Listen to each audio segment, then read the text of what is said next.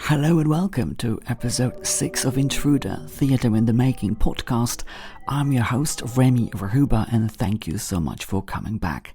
Now, as you might remember, in episode 5, I was talking about receiving a grant from Creative Scotland towards the development of my piece, but also about preparing to move to London from Scotland, because I got a part in a site-specific project by Dream Think Speak titled In the Beginning Was the End.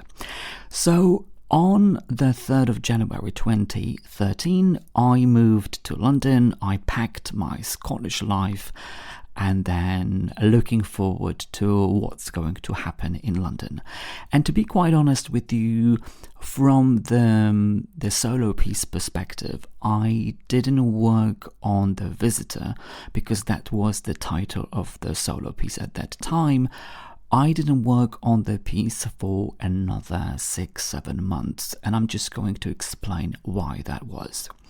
So the production ran at the Somerset House till the end of March, and as soon as I moved to London, I immersed myself in the rehearsals, and that took about 3 weeks, and then we were performing from February until the end of March. And it was quite a demanding performance schedule because with Dream Think Speak, you take part in improvisations, and they last about 3 hours and a half that you do with the audience. You don't do it every day, but you do it every other day. So I always made sure that I was rested before each performance to get the best performance I could give and to be mentally ready and not tired for each performance. And I didn't do anything. I really rested. I looked after myself. I met with friends, so I didn't have a lot of space for creativity, meaning, well, in terms of the solo piece, I didn't spend a lot of time even redrafting or thinking about it because I was really focused on the production. And the production finished at the end of March, and the next thing I needed to look after was my next job.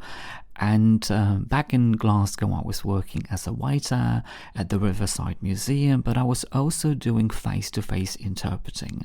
So I thought, okay, well, since I'm here, I really want to focus on interpreting 100%. And that meant that I needed to register with different agencies and really just interpret. And I did face-to-face interpreting and also telephone interpreting from home.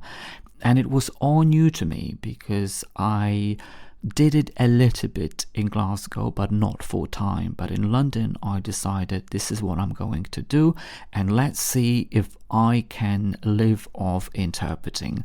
So I gave myself 2-3 months to see whether I can only do interpreting, which was quite demanding because it meant that I needed to travel from one place to another, from Holborn to Stratford, back to Holborn, and I was really interpreting various assignments. And for a lot of people, I would be doing interpreting sessions at GP practices, at hospitals, benefit social services. I would be doing also interpreting at mental health assessments.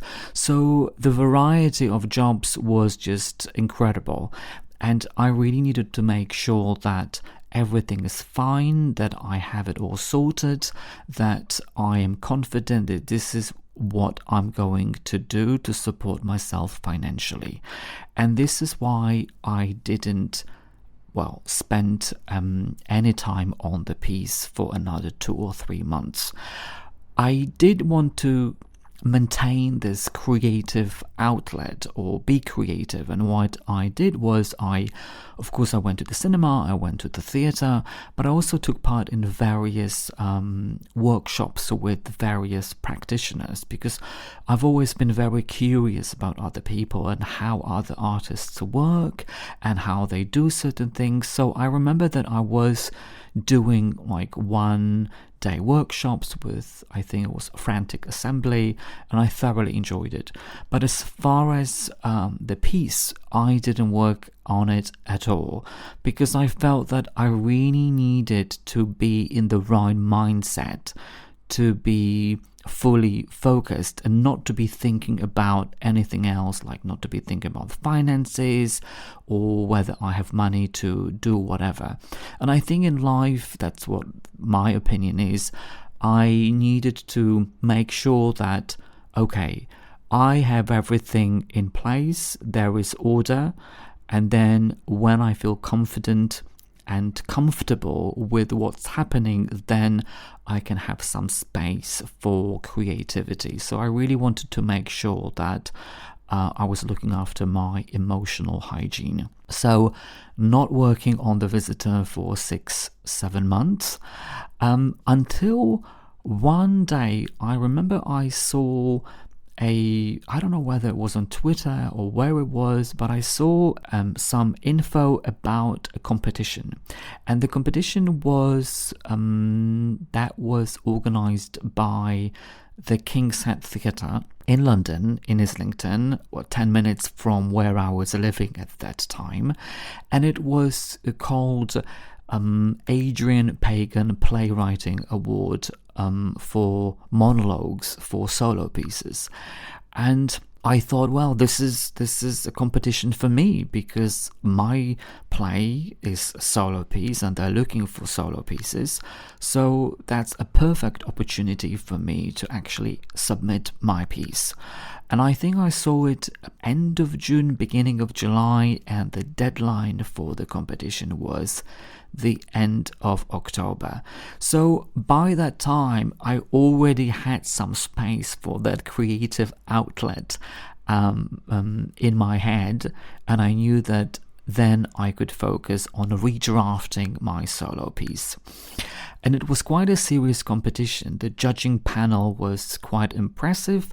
It included Mark Ravenhill, David Lan, Nina Steiger, Julia Terrell, and Mike Bradwell. So I thought, wow, these are people who I have heard of before, and they have been in the industry for quite a long time. So I'm just going to focus and do my best to submit my piece for the competition. And it was done, it was organized by the King's Head Theatre, and also the Hope Theatre, because I think the artistic director, Adam Spreadbury-Mayer, founded the Hope Theatre, and I think at that time, and we're talking about 2013, these two theatres worked together.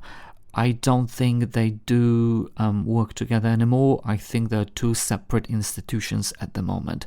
But back in the day, these two places, the King's Head, if I remember it correctly, looked after the Hope Theatre.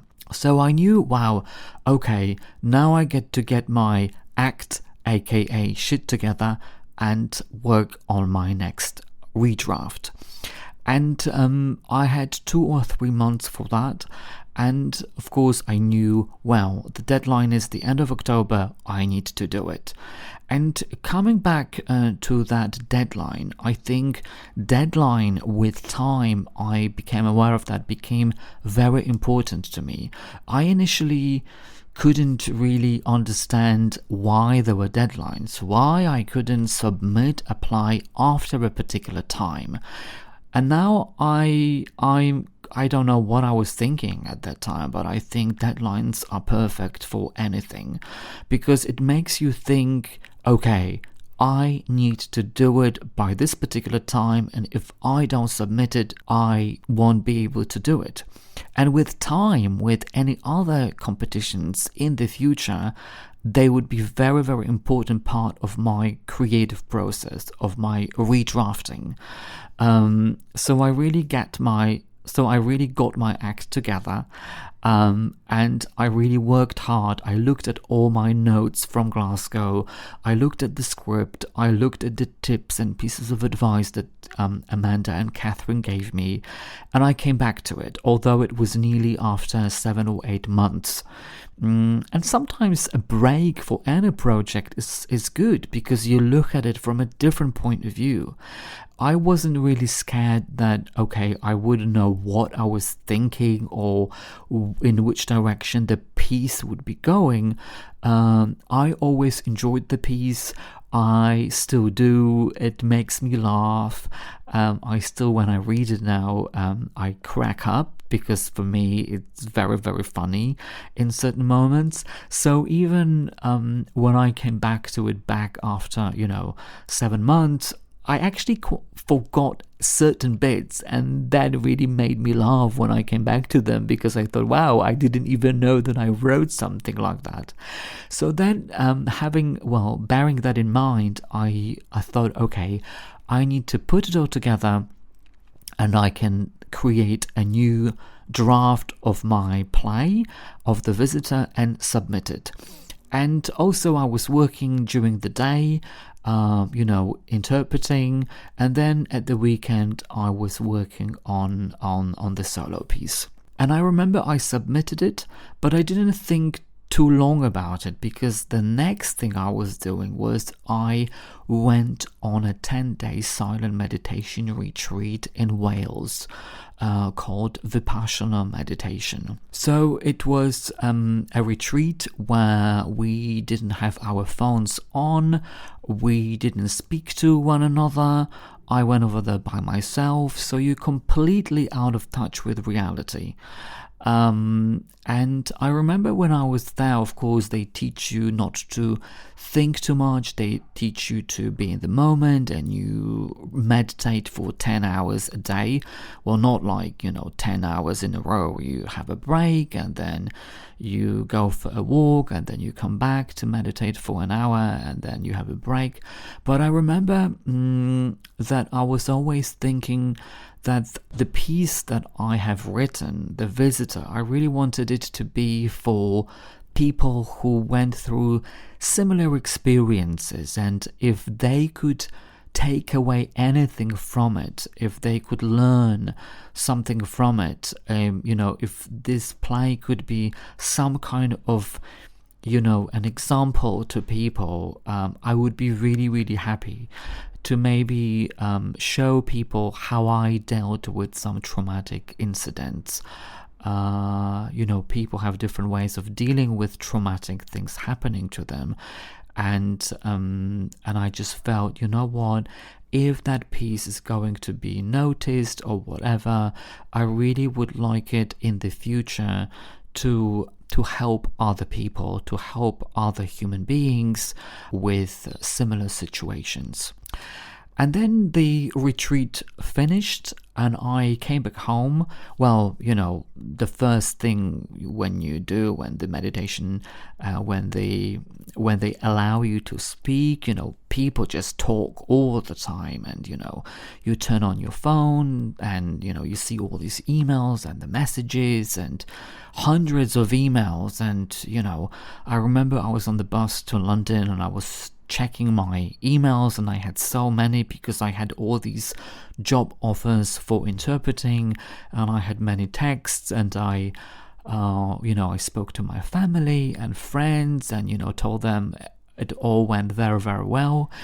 And I remember I got back home, and I was checking my inboxes, and I have a couple of email addresses. I have a separate email address for interpreting, I had a separate email address for my private things, but also I have an email address for acting. And on my phone, I had checked everything, and for some bizarre reason, I was just looking through all these inboxes again to make sure that I didn't miss out on anything. So I checked my interpreting inbox, my private inbox, and then I opened my acting inbox. And for some reason, I saw quite a few unread emails. And then when I saw one email, my knees bent and I needed to sit down. And that was an email from the King's Head Theatre telling me that The Visitor was shortlisted for the Adrian Pagan Playwriting Award. And I was speechless. I didn't know what to think. I don't remember I was happy initially. I just couldn't believe it. I just thought, what? Why? Even now when I'm thinking about it, I don't even know how to verbalize what I was thinking. I just remember I was sitting. And then when it kind of started dawning on me, I phoned my family, and I immediately emailed Catherine and Amanda, and I told them about it, because I thought if it hadn't been for their help, I wouldn't have been where I was at that time. And it was a great moment for me, and I was really, really pleased that, wow, you know what, it's not even the final draft of the play and someone liked it. And all these people, these industry professionals that I have heard so many things about, they liked it. They must have seen something in it. And although it wasn't the final draft, it gave me a lot of incentive, encouragement to work on it further. And then I don't know what happened, but I didn't know who the winner was.